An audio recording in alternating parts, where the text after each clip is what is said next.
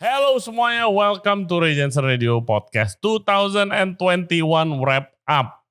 Hari ini gua nggak podcast sama siapa-siapa. Gua di sini cuma mau say thank you to everybody yang udah support the podcast. Yang pertama gua mau say thank you ke, of course, listener dan juga viewer setia Regency Radio Podcast. Dari yang nonton kita di YouTube sampai yang dengerin kita di Spotify, Apple Podcast, dan juga Google Podcast. Thank you banget semuanya. Dan setelah dilihat analytics-nya juga sama produser baru kita, yes, kita udah punya produser sekarang. Jadi mayoritas yang nonton pun nonton dari awal sampai akhir. Dan juga ada beberapa yang DM, katanya kalau nonton YouTube podcast kita itu nggak di skip iklannya. So thank you very much. We couldn't do this without you. Kita juga mau terima kasih kepada narasumber-narasumber yang gokil-gokil nih cerita-ceritanya, yang memberikan gua dan juga viewer-viewer kalian semua itu amazing inspiration dari story mereka. Dan banyak juga yang gua baru kenalan di podcast dan juga sekarang jadi teman. It's been an amazing journey, it's been an amazing year. Kita udah ada videographer baru dan juga produser baru. Jadi maybe, just maybe, next year kita bisa lebih berkembang lagi dan kita bisa bikin more content. Salah satu dream gua, kalian pasti udah tahu mau bikin travel show. So let's see about that. Doain ya. Oke, kita juga mau terima kasih juga kepada brand-brand yang udah support kita. Beberapa brand seperti Le Cordon Bleu dan juga PT Jadi yang udah mau kerjasama sama kita. Yang lain yang belum kerjasama kita tungguin di sini. Yes. Oke guys, thank you ya sekali lagi. Hope you have an amazing Christmas dan juga amazing New Year. And see you next year. This is the wrap up. Enjoy.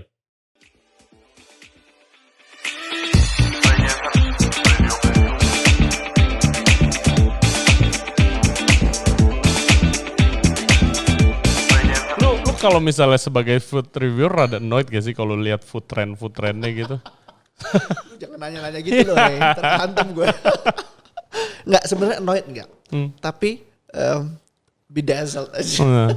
Ya kan waktu tahun lalu kan ada sempat bentar tren boba tuh, yang apa-apa sampai boba ya kan. Sushi boba, hot pot boba. Sampai ada festival boba loh. How come orang cuma datang situ minum makanan, minum yang semua boba gitu. Gue kayak, tapi itu yang maksud gue kayak, It's an urban culture sebetulnya kan. It's an urban culture. Jadi as food media gue nggak boleh membeda-bedakan. It's a sign of satu daerah, satu wilayah itu untuk mungkin the way they understand food gitu kan. Jadi ya suka nggak suka gue harus tetap nerimo aja gitu. Tapi yang gue lihat sebetulnya kalau untuk tren gue ngerasa dari segi understanding anak muda kita udah pelan-pelan mulai paham gitu. Okay. Benar-benar udah kelihatan marketnya. Kok dulu kan almost every restaurant when you go, menu favoritnya apa? Kalau nggak salmon atau aglio olio. Exactly gitu. Now udah mulai macam-macam gitu. Ayam beku dan ayam fresh. Orang pasti dari dulu berpikir, oh ayam fresh nih yang paling bagus. Iya kan? Iya. Padahal ternyata kalau memang secara labnya gitu ya, harusnya ayam beku yang lebih bagus. Oh begitu? Iya. Oke, please elaborate. Lihat kamera ini. Oh lihat, iya. Pokoknya kenapa? Ayam beku yang paling bagus. Why? Lebih bagus lah. Karena kalau misalnya ngomong secara fresh, lu misalnya ayam hidup lu beli di pasar nih, lu potong di depan lu masih hidup gitu kan, darahnya masuk mana-mana kan. Kalau ibu-ibu seneng tuh. Seger. Waduh gila dah gitu kan, pokoknya mantep banget nih gitu. Darahnya semakin banyak semakin bagus gitu kan. Padahal kan kalau kayak gitu sebenarnya mengandung mikrobanya apa segala macam sebenarnya masih hidup kan. Iya. Ya kalau ngomong kasarnya ya, dan ayam pasti mengandung itu kan. Dan nggak ada di pasar nggak ada esnya. Lupain AC deh, logika lah. Iya lu lupain lah, lu nggak usah ngomong AC lah ya kan. Kalau gua nggak menjelekkan pasar ya, tapi memang banyak lah kalau gua ngomong supplier yang belum memperhatikan hal-hal seperti itu pasti banyak lah di Indonesia ya. Tergantung kelas suppliernya seperti apa. Yang kalau supplier yang merasa kayak yang penting masih ada penjual juga yang mau kok gitu kan kasarnya. Which is kalau kayak ibu-ibu gitu kan seneng kan kalau ke pasar taruh ayam gitu segala macam. Tapi kalau ngomong logiknya itu ya ayam beku itu menurut gue lebih bagus kalau buat gue ya. Okay. Kita nggak ngomong kualitas rasa ya. Gue nggak tahu kalau lu rasa, mungkin lu yang lebih bisa menentukan deh. Ya nggak tentu Chef, juga sih. Nggak tentu juga. Kadang kan kalau dibekuin itu preserve the flavor kan. Iya makanya. Tapi kalau masak Kalau gimana? Kalau buat logika gue tuh kayak tidur gitu loh. Kayak kuman gitu iya kan. Ya kayak iya nggak sih kayak kita dulu kalau ngomong dokumenter kan gitu kan, Antartika meleleh nih, waduh terus penyakit keluar gitu kan ya, berarti kan sama gitu loh. Kalau kayak gitu kan kayak bener juga lo ngomong gitu. Maksudnya ada persepsi, coba celebrity chef langsung taruh di kitchen beneran gitu. Oke, bisa masak sama bisa kerja di kitchen is two different things. Yes. Ya kan? Ini ada one person a very good cook. Mungkin dia pernah train in the kitchen atau enggak, or maybe not. Mungkin dia pernah went to a school, dia ngambil akademi, dia belajar masak, terus dia langsung jadi celebrity chef. I think it's the naming, yang bikin persepsinya jadi blurred. That's why people yang di professional kitchen maybe thinks kayak, how can you call that a celebrity chef? Dia nggak pernah kerja di kitchen, nggak pernah ini ya. Padahal ya, kalau misalnya if you have a cooking show, you don't need to be trained in a professional kitchen. Exactly. You don't need to. All you have to do, lo harus bisa ngejelasin. You need and to it takes a skill. It takes a skill untuk lo bisa di depan kamera masak and make sure orang beneran ngerti yang lo lagi masak apa. It's a different thing. Gitu. Yang menurut gue paling susah tuh yang kayak keep people engaged and interested while you're cooking. Gitu loh. Gue aja gak bisa. Maksudnya skill yang dibutuhkan untuk menjadi corporate chef yang baik itu kan komunikasi pasti. Dan juga perlu kayak gimana ya, punya skill untuk baca market gitu kan. Kira-kira kalau jual makanan A di outlet A itu laku atau enggak. Chef melakukan research untuk itu gimana prosesnya? Prosesnya dari awal kan kita mau tahu dulu nih dari shareholder kepengen market itu kemana, tempatnya di mana dan seperti apa. Nah dan kan kita bisa cari istilahnya untuk sebagai benchmark atau sebagai tandeman. Oh ini kita bentuknya restorannya seperti ini. Kita mau mencari modelnya seperti apa. Tidak yang copy paste, tetapi kita akan mensadur dari semua outlet atau restoran yang ada. Nah kita mau bikin sesuatu tipikal yang lain atau sesuatu tipikal yang beda. Pada dasarnya kalau untuk outlet yang kita punya sekarang masing-masing memang berbeda-beda. Tetapi ujungnya adalah needs-nya tamu apa, itu yang kita kejar. Misalnya kita coba kasarannya kalau di toko tuh palu gada ya. Nah palu gada apa yang tamu mau kita ada. Tapi tidak semua juga apa yang tamu mau kita bisa kasih. Semua disesuaikan dengan kebutuhannya sama flow-nya. Buat apa kita kasarannya menunya banyak tetapi semuanya tidak, turnovernya tidak cepat. Lebih baik menunya cukup buat saya, tidak sedikit ya tapi cukup. Tapi semuanya berturnover, semuanya berjalan, tidak ada yang terlalu slow moving.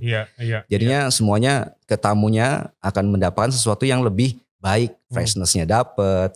Jadinya menu-menunya juga bisa lebih variatif seperti itu. Ya gue kesannya kayak kapitalis banget ya. Tapi gue rasa kalau lu ada video lu ke daerah mana gitu pasti banyak banget yang nonton dan mungkin lebih nyampe ke kalau sharingnya gitu loh, ilmunya lebih nyampe kalau lu lihat juga prosesnya. Kan? Gue malah lebih suka kalau lu melakukannya daripada lu melihat video gue. Gitu loh, dalam artian gini. Kalau satu orang aja, gue nih, kayak gue, udah bisa mengenalkan kebudayaan itu. Kebayang gak lu dari Sabang sampai Merauke, kalau orang udah nunjukin kebudayaan mereka masing-masing, betapa kayanya Indonesia. Yoi, setuju sekali. Kebayang kalau satu orang aja udah kayak gue kayak gini, kebayang kalau ada 1000. Itu loh maksud gue,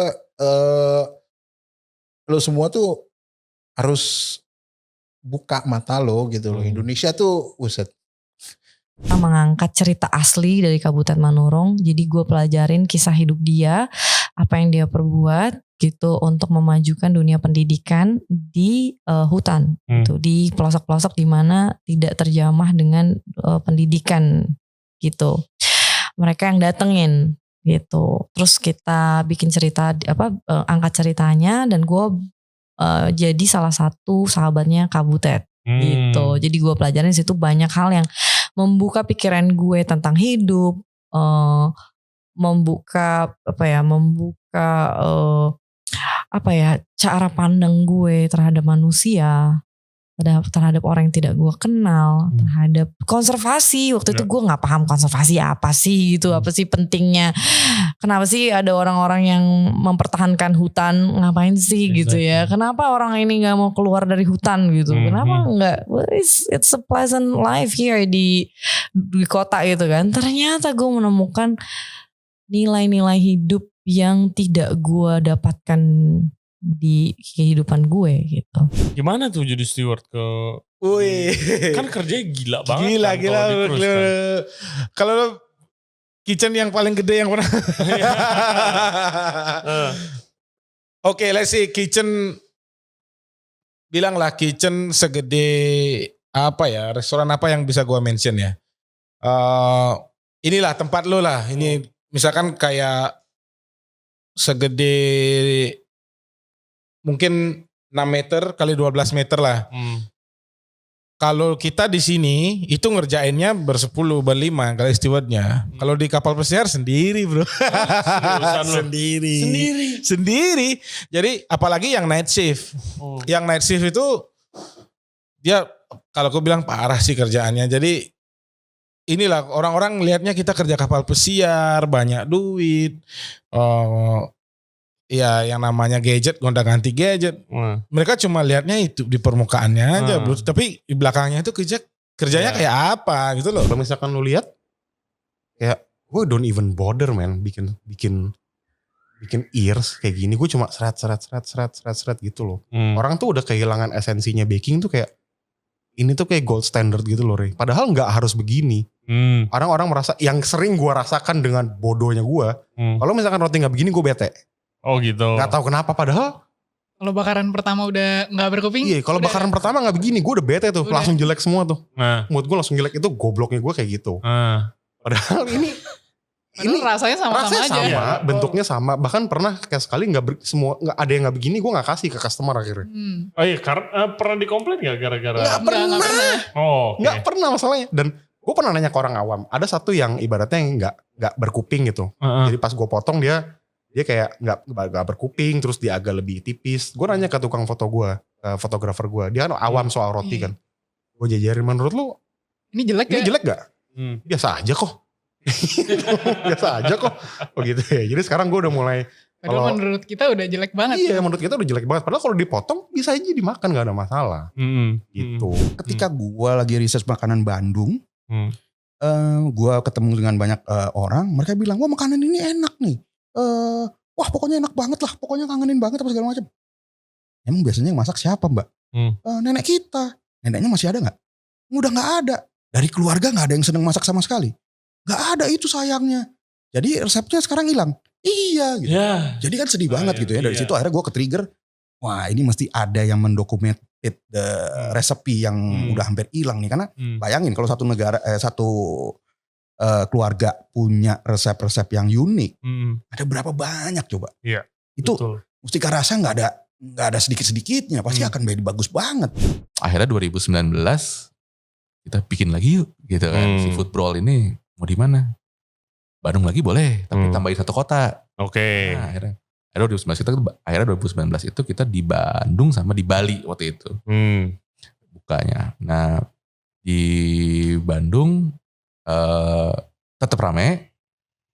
Yang kaget di Bali gitu. Kita pikir di Bali kayak ya apa yang mau makan ya gitu ya. Burger di Bali kan itu ya maksudnya banyak juga saingan. Lu tiap perempatan ada tukang burger kali. Ada restoran burger kali gitu kan kayak ngapain lu beli burger yang dari Jakarta? Di gua banyak banget ini burger gitu kan. Tapi ternyata Bali pun rame gitu. Waktu itu kita dapat tempat di Canggu yang pas dapat tempat di Canggu kita juga mikir anjir ini di tengah-tengah area yang lu banyak restoran yang jual makanan sehat, healthy food apa segala macam, vegan food segala macam. Kita datang jualan burger terus kita taruh spanduk tulisannya healthy food sucks gitu kan. Oke, tulisan lu di pik itu. Healthy food sucks. Iya betul. Wah, gila deh. Itu kan udah ada tulisan itu udah ada dari kita zaman di Kemang gitu ya. Tapi kan itu emang kita bawa kemana-mana. Jadi bukan karena di Canggu itu kita bawa gitu. Tapi karena emang itu kita bawa kemana baru ngeh gitu kan. Anjir ini sebelah gue restoran healthy food, jualan vegan segala macam. Ada yang nyinyirin gak? Enggak ada. Ini nyerang banget nih. Jadi apa gitu rendang? Itu kan mikir gitu dong. Sementara gue juga gak bayangin rendang itu ya begini gitu tadinya gitu kan. Ya apa itu rendang? Akhirnya ketemu bahwa rendang itu adalah proses masak menihilkan air. Apa yang dinihilkan dari bareh rendang?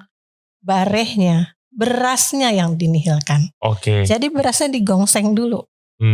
Sampai kering, baru prosesnya berlanjut. Oke. Makanya namanya snacknya bareh randang. Bareh yang dirandang. Marandang kopi, kopinya yang dirandang. Oke. Rendang belut, ya. Santan? Iya, santannya dirandang. Okay. Jadi proses menihilkan air itu. Nah stepnya inilah yang kita kenal gulai, kalio, terus rendang. Iya. Rendangnya betul. Ada lagi stepnya 2. Rendang yang masih merah nih kayak gini. Iya, ini ada rendang nangka, ini rendang iya, tuna. Tapi stage-nya warnanya masih merah. Iya. Ini namanya rendang karongwo. Jadi kayak semut merah. Oke. Ya, jadi masih merah nih tahapannya. Nah, yang Ray kemarin cobain yang udah sampai tahap hitam itu, yaitu udah rendang yang paling akhir. Tahap yang paling akhir. Oke. Kering dan udah gak ada airnya sama sekali. Sehingga betul. Dia jadi awet. Yes. Gue denger cerita apa? Chef Ragil cerita kayak wah dia lagi di mana gitu Indonesia Timur, kayak dia pernah disajin satu table tuh karbo semua, ada nasi karena dia orang Jakarta, dikasih nasi, tapi ada jagung, ada singkong, ada ubi, ya semuanya karbo doang. Gitu. Iya kan dulu orang Indonesia nggak ngerti apa itu karbo. 1952 tercetusnya 4 sehat 5 sempurna oleh Profesor Soekarwo itu kan orang Indonesia nggak ngerti, cuma dikasih contoh. Belum ada, balik lagi belum ada ya Google belum nggak ngerti baca jadi kasih contoh. Nah bertepatan dengan gencarnya revolusi hijau presiden kedua. Gila man. Makanya lu gak sebut namanya ya bro ya. Bahaya ya bro. Jangan. Lu masuk karung bro. Jangan bro. Jangan. Bagaimana hidup di Michelin ketika sudah join di sana itu adalah the first morning kita cuma tahu bahwa sepanjang koridor ke restoran kitchen semua orang tuh sudah ada yang bawa bebeknya, ada yang bawa they carry their own duck, their lamb, or their own stuff, everything else, artichoke atau apapun. Karena Michelin nggak akan buka kunci sebelum jam 8. Kita tahu London dengan salary, wages, electricity, water, cost a lot kan. So dia nggak akan buat kita sekedar tahu di Michelin bukan berarti kita bisa datang 3 jam atau 4 jam sebelumnya untuk prep. No. As soon as the door open, you can run. Otherwise you will not get the door open. So kita semua antri. Kita tuh antri banget untuk bisa standby. Kita ada yang pegang troli, ada yang kita pegang sayur, cepet, ada yang pegang susu, ada yang double cream, kita semua tuh ada di pinggiran koridor kitchen di depan. Dan itu sangat fresh semua. Covent Garden kita tahu itu the best market garden di London. So semua bawain itu dan surprisingly itu tiap hari ya. Dan kita tahu kan Liquor Frost tutup setiap hari Minggu. So Sabtu itu cuma dinner service. Dan tapi sepertinya kita nggak pernah lihat Minggu. Karena kita pikir setiap hari kita ketika Minggu sedikit lihat Premier League misalkan ada di mana atau you're on Monday. Nothing makes me happier kalau dulu waktu di kitchen kan ada feeling happy kalau orang nambah makanan lu, gila enak banget makanan lu. Thank you chef. Iya, kalau mau manggil keluar komplimen gitu kan. Itu kan happy banget. Kalau di podcast gue nggak pernah ngerasain lebih happy, malah lebih happy dari itu gitu loh. Ada orang yang kayak nanya gue thank you banget udah bikin konten podcast F&B. Gue gak mampu sekolah masak. Benar. Gila. Dia bilang. Yang paling gila, yang paling kena ke gue itu. Jadi ada orang tinggal di Maluku. Ya kan. Terus dia DM gue, dia bilang thank you banget udah bikin podcast F&B. Gue mau belajar, gak bisa. Dia tuh dulu sekolah masak di Anhai. Oke, Bandung. Di Bandung. Itu bisa sekolah masak. Tapi waktu lagi sekolah masak dia cerita, jadi waktu dari sekolah masak bisnis keluarganya di Maluku itu bokapnya sakit, dia harus balik bantuin. Jadi dia nggak punya opportunity buat kerja gitu. Terus dia bilang kalau tamu-tamu di podcast lu tuh ngimpi kerja di luar negeri lagi gitu. Pengen balik ke luar negeri lebih enak, lebih di-appreciate whatever. Dia bilang, gue ngimpi chef kerja di Jakarta. Dia bilang. Gila.